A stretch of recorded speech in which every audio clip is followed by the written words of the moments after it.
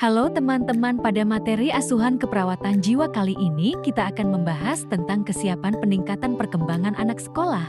Mari kita simak dan bahas lebih lanjut. Oke, jadi apa sih kesiapan peningkatan perkembangan anak sekolah itu? Kesiapan peningkatan perkembangan anak usia sekolah adalah anak usia 6-12 tahun. Perkembangan kemampuan psikososial anak usia sekolah adalah kemampuan menghasilkan karya, berinteraksi, dan berprestasi dalam belajar. Jika anak sekolah tidak mampu mencapai perkembangan, maka anak sekolah akan mengalami rendah diri atau minder. Selanjutnya kita bahas tanda dan gejala subjektif dan objektif yang terdapat pada kesiapan peningkatan perkembangan anak sekolah. Oke, yang pertama kita bahas tanda dan gejala subjektif. Anak biasanya menyebutkan nama dan jenis kelamin. Kedua, anak bisa menjelaskan nama dan fungsi benda.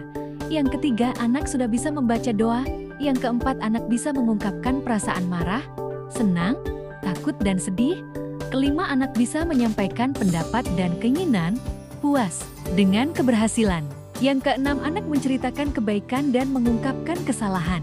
Next, tanda dan gejala objektif yang terdapat pada kesiapan ini. Yang pertama, anak sudah bisa membaca, menulis, berhitung. Yang kedua, anak biasanya mempunyai prestasi akademik. Terakhir, anak sudah mempunyai teman sebaya. Oke, selanjutnya kita akan bahas tujuan asuhan keperawatan pada kesiapan peningkatan perkembangan anak sekolah. Yang pertama ada tujuan kognitif, anak mampu mengembangkan kecerdasan, memahami nilai-nilai moral, mempelajari pelajaran sekolah, menyelesaikan tugas sekolah.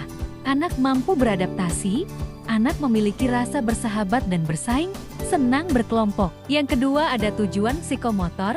Nah, pada tujuan ini, anak mampu mempertahankan kesehatan fisik. Anak mampu melakukan kegiatan fisik sesuai usianya, melakukan hobi dan menyelesaikan kegiatan rumah tangga yang sederhana.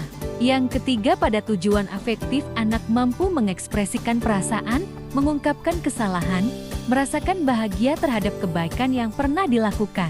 Anak merasakan kepuasan terhadap keberhasilan yang dicapai.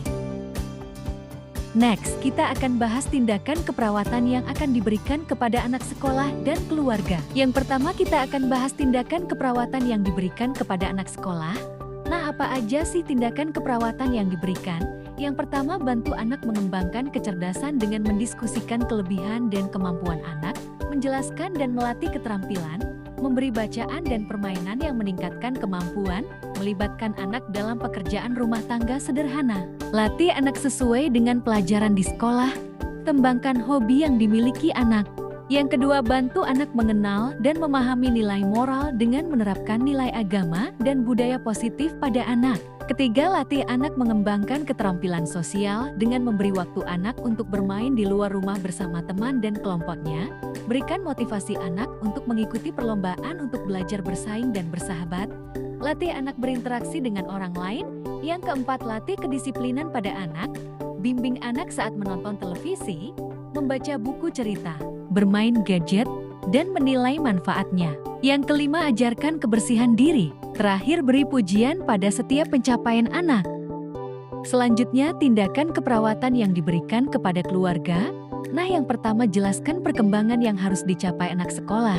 Kedua, latih cara memfasilitasi anak sekolah untuk berkarya, produktif, kompeten, dan berhasil dalam belajar. Yang ketiga, ajarkan cara mendorong anak berkarya dengan mendiskusikan keberhasilan, jalan keluar kegagalan, dampingi dan beri semangat, serta pujian.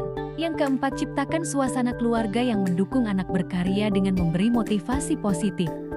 Yang kelima, latih keluarga mendampingi anak sekolah dengan belajar, mengerjakan tugas sekolah dengan gembira dan semangat, memberi tugas rumah tangga yang disukai anak sekolah, memfasilitasi bermain dengan kelompok sebaya. Keenam, menyepakati waktu penggunaan smartphone dan media sosial. Yang terakhir, diskusikan tanda penyimpangan dan cara mengatasinya serta pelayanan. Oke, sekian pembahasan mengenai kesiapan peningkatan perkembangan anak sekolah. Semoga bermanfaat dan bisa dipahami ya teman-teman. Terima kasih.